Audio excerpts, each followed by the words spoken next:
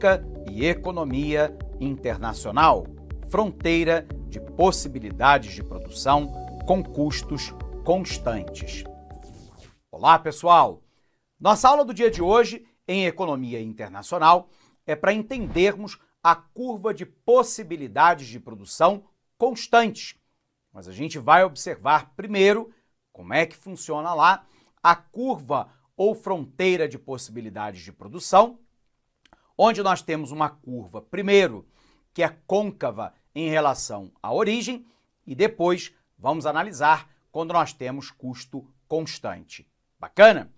Primeira pergunta, então, é a seguinte: o que é uma curva de possibilidades de produção?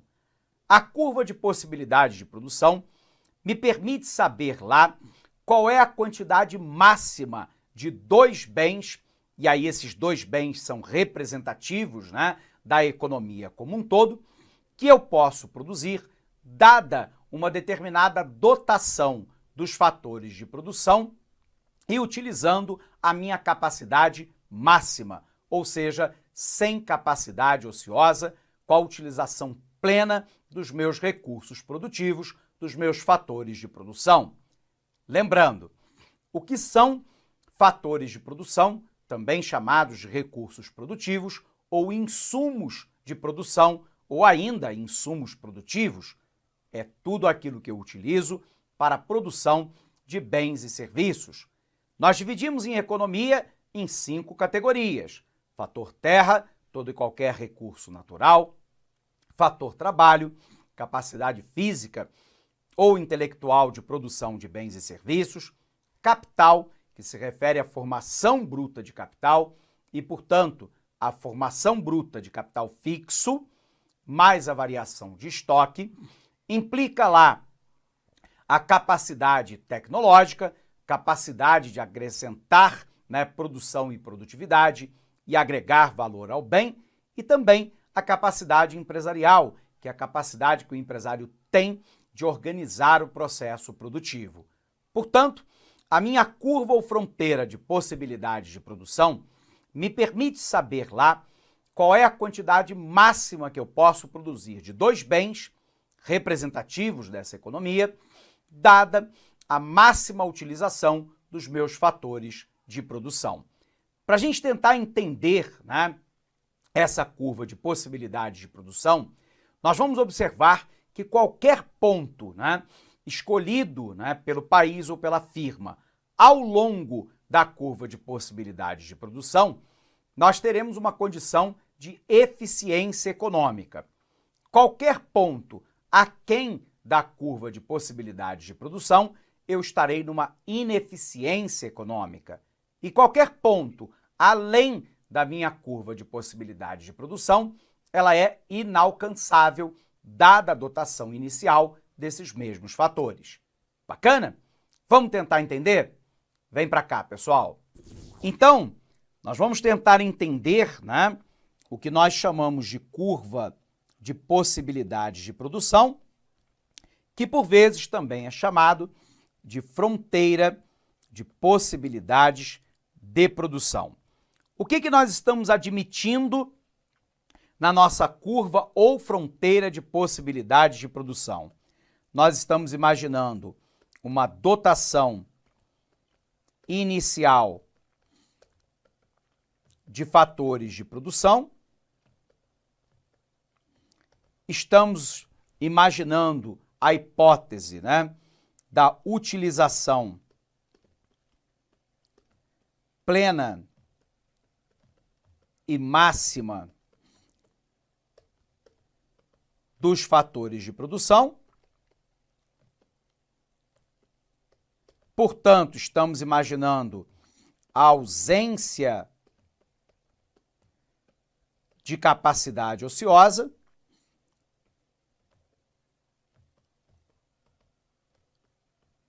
E estamos imaginando que todas as vezes que eu quero produzir mais de um bem, eu tenho que abrir mão de uma determinada quantidade do outro bem. Então, sempre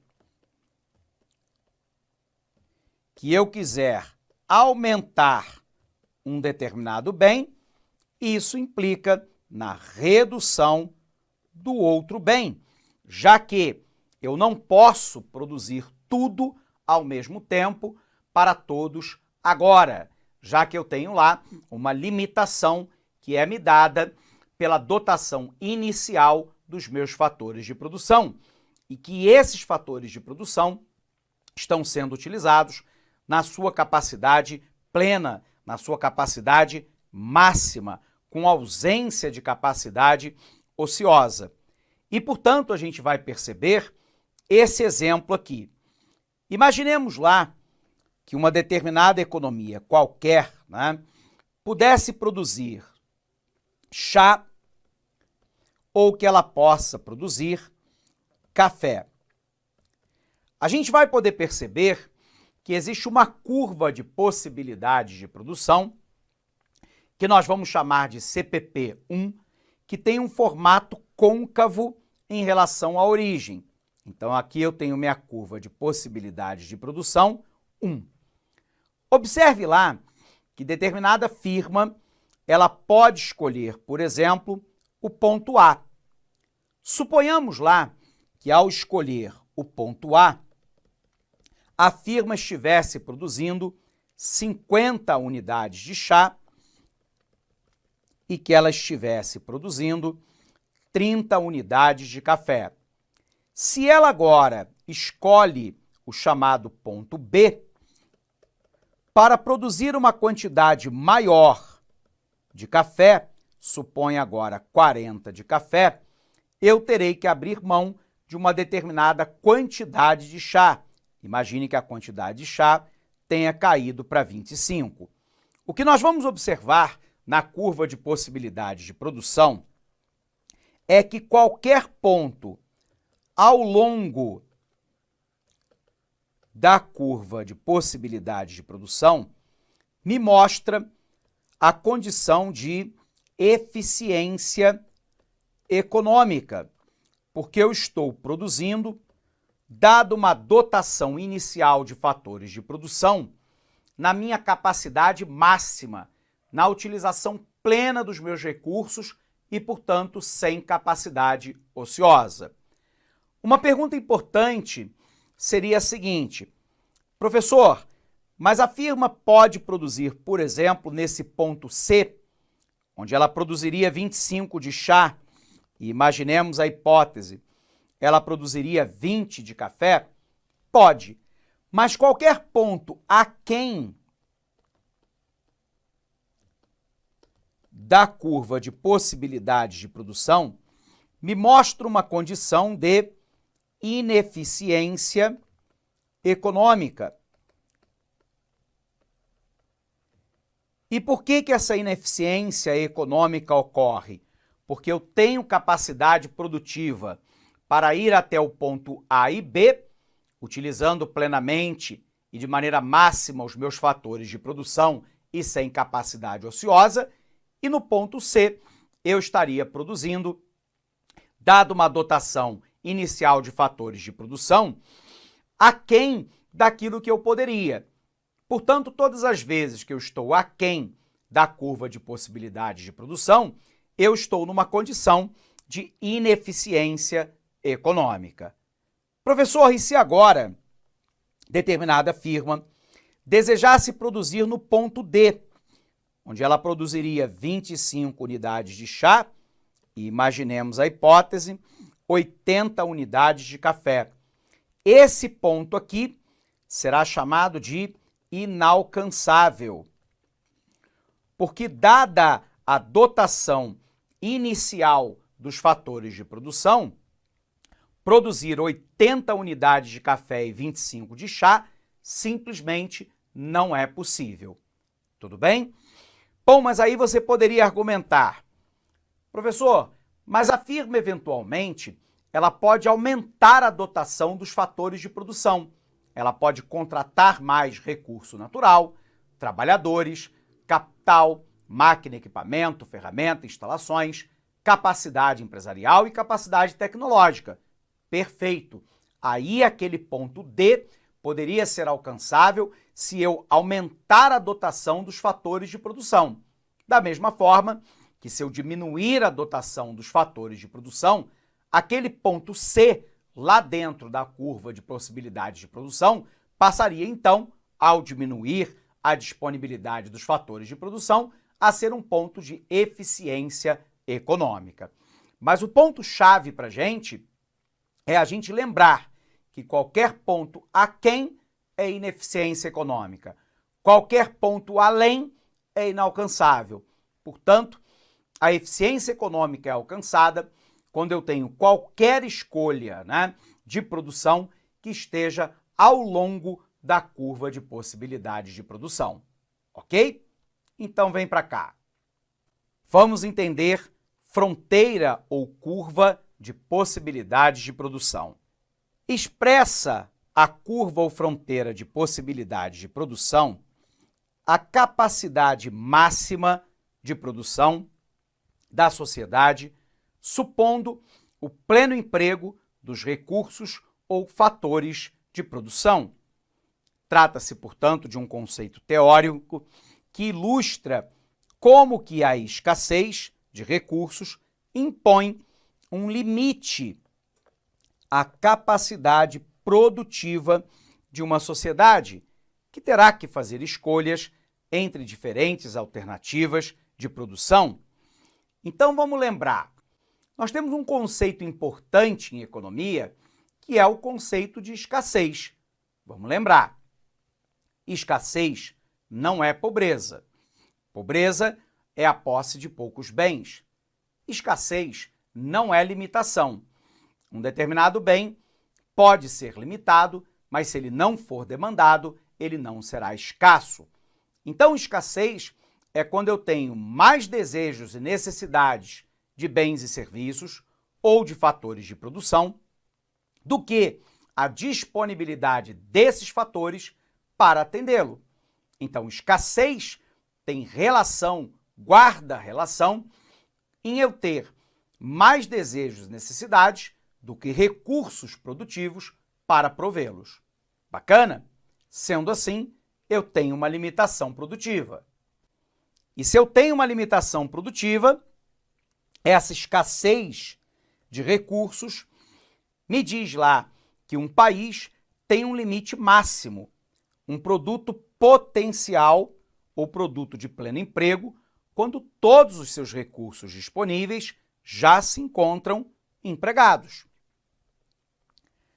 Para satisfazer as necessidades e desejos humanos, são necessários bens que não encontramos na natureza.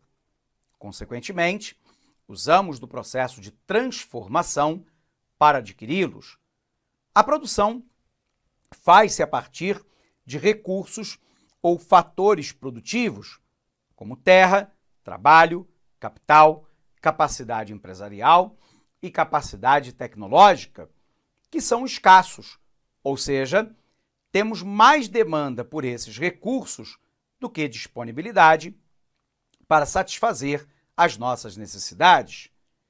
Devido aos recursos limitados, uma sociedade tem que escolher as quantidades de bens e serviços a produzir. Se vai produzir mais ônibus e menos automóveis, mais café e menos chá, etc. Para simplificar, vamos admitir que uma sociedade pudesse produzir apenas 2 tipos de bens, café e sapatos. Com a quantidade X de recursos, nós podemos escolher entre sapatos e chá, e as possibilidades são enormes. Para podermos analisar todas as situações possíveis, recorreremos a um gráfico muito importante em economia, que é a fronteira de possibilidades de produção, também denominada de curva de possibilidades de produção, que representa o lugar geométrico dos pontos de produção máxima de café e sapatos, dado certo montante de recurso disponível. A curva de possibilidades de produção, então, ela ilustra graficamente como a escassez de fatores de produção cria um limite para a capacidade produtiva de uma empresa, país ou sociedade. Ela representa as possibilidades de produção que podem ser atingidas com os recursos e a tecnologia existente. Vejamos. A concavidade da curva, que dadas as quantidades dos recursos, se a sociedade quiser aumentar sucessivamente a produção de um bem, maior será a taxa de sacrifício, o custo de oportunidade associado a tal intenção. Opa! Professor, o que é custo de oportunidade? Custo de oportunidade é tudo aquilo que eu perco ou deixo de ganhar na segunda melhor utilização possível do meu recurso. Então imagine você, estudante universitário, que você esteja disposto, por exemplo, a estudar lá administração geral. Qual é o custo de oportunidade de estudar administração geral? É você não estudar economia internacional, supondo, óbvio, que você tem um recurso escasso, que é o tempo, e que você não consegue estudar administração geral e também estudar economia internacional ao mesmo tempo. Todas as vezes que você dedica mais horas para a administração geral, você perde ou deixa de ganhar conhecimentos em economia internacional. E isso é válido porque o teu recurso, que é o tempo, ele é escasso. Você precisaria de muito mais tempo do que tempo você tem disponível para estudar a ambas as disciplinas. Por isso que o planejamento, estudantil acadêmico, ele é tão importante, não só para que você faça uma dosagem adequada das diversas disciplinas que você precisa estudar, mas também para ter uma utilização eficiente do seu tempo, para que ela seja o mais bem aproveitada possível. Vamos ver como é que isso funciona dentro de um gráfico? Olha para cá. Eu tenho então agora o que nós chamamos de tabela de possibilidades de produção. Então a nossa economia só vai produzir café ou sapato. Então aqui eu tenho quantidade de café, quantidade de sapato, a quantidade de café máxima, a quantidade de sapato máxima, e eu tenho as possibilidades intermediárias. Então imaginemos, determinada economia pode escolher o ponto A da curva de possibilidades de produção. E nesse caso, ela vai produzir 100 unidades de café, que é a quantidade máxima que ela pode produzir. Mas, ao produzir 100 unidades de café, ela produzirá 0 de sapato, porque todos os recursos produtivos estão sendo utilizados na produção de café. Mas a economia também pode escolher o ponto F, e nesse ponto ela produzirá 65 unidades de sapato, mas ao utilizar toda a sua capacidade produtiva para produzir sapato, ela produzirá 0 café. E é óbvio que ela pode escolher um ponto intermediário, como por exemplo o ponto C, onde ela escolheu produzir 80 unidades de café e 40 unidades de sapato. Qualquer ponto ao longo da curva de possibilidades de produção me mostra uma condição de eficiência econômica. Vejamos, eu tenho aqui que, eventualmente, a economia poderia ter escolhido o ponto A. Então, eu coloquei a quantidade de café na horizontal, na abscissa, e coloquei o sapato na ordenada, na vertical. Quando eu escolho o ponto A, eu estou produzindo 100 unidades de café, mas nesse caso eu vou produzir 0 de sapato. Posso escolher o ponto F. Ao escolher o ponto F, eu vou produzir 65 unidades de sapato, mas nesse caso terei que produzir 0 de café. E eu posso escolher o nosso ponto intermediário, que é lá o nosso ponto C. No ponto C, eu estarei produzindo 80 unidades de café e estarei produzindo 40 unidades de sapato. Qualquer ponto ao longo da curva está me mostrando a eficiência econômica. Então, eu tenho lá a minha curva de possibilidades de produção. Qualquer ponto aquém da curva de possibilidades de produção, como ponto G, é um ponto de ineficiência econômica, porque neste caso eu estaria produzindo 30 unidades de café e 20 de sapato. Mas observe que eu tenho disponibilidade de fatores de produção para produzir mais. Portanto, qualquer ponto aquém da curva de possibilidade de produção é um ponto de ineficiência econômica, porque eu não estou utilizando de maneira plena, de maneira máxima, a dotação inicial dos meus fatores. Qualquer ponto além da curva de possibilidades de produção se torna um ponto inacessível. Eu simplesmente não tenho capacidade produtiva para produzir, nesse exemplo, 40 unidades de sapato, de maneira hipotética, e para produzir 110 unidades de café. Portanto, o ponto de eficiência econômica é lá ao longo da curva de possibilidades de produção. Qualquer ponto, o ponto F, E, D, C, B ou A, eu estou numa condição de eficiência econômica. O que ocorre em comércio internacional é que nós temos uma hipótese chamada de fronteira de possibilidades de produção com custo constante. Se os custos de oportunidade são constantes, lembrando, o que é custo de oportunidade? É tudo que eu perco ou deixo de ganhar na segunda melhor utilização possível do meu recurso. Uma fronteira de possibilidade de produção se torna linear.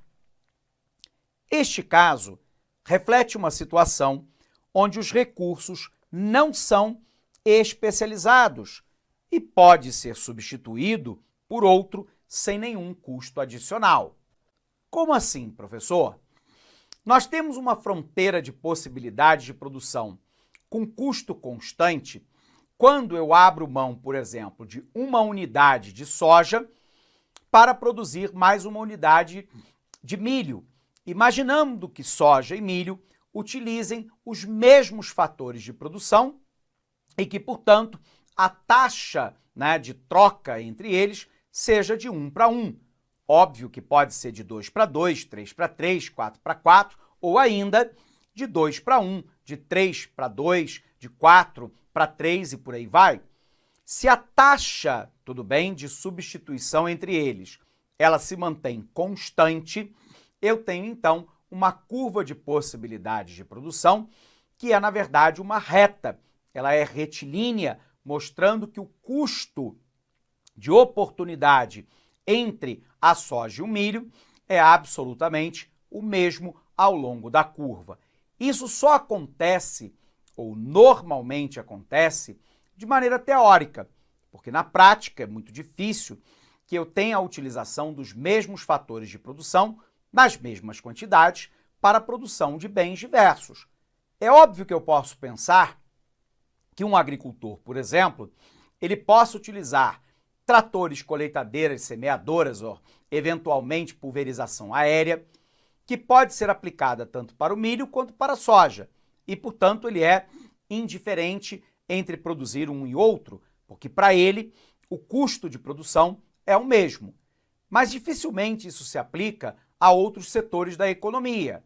Uma empresa, por exemplo, como a Samsung, que produz televisores, se amanhã ela tivesse que produzir tanques de guerra, é improvável, diria eu, impossível que o seu custo de oportunidade fosse constante, porque trabalhadores e maquinário, infraestrutura produtiva e tecnologia, Recursos Naturais e Capacidade Empresarial, que é especializada na produção de smartphone e televisor, é muito diversa daquela especializada em produzir armas e tanques militares.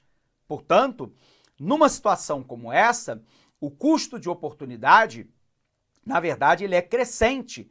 Ele mostra, portanto, que todas as vezes que eu quero produzir mais um tanque de guerra, eu terei que abrir mão de uma quantidade cada vez maior de televisores e smartphones que são produzidos.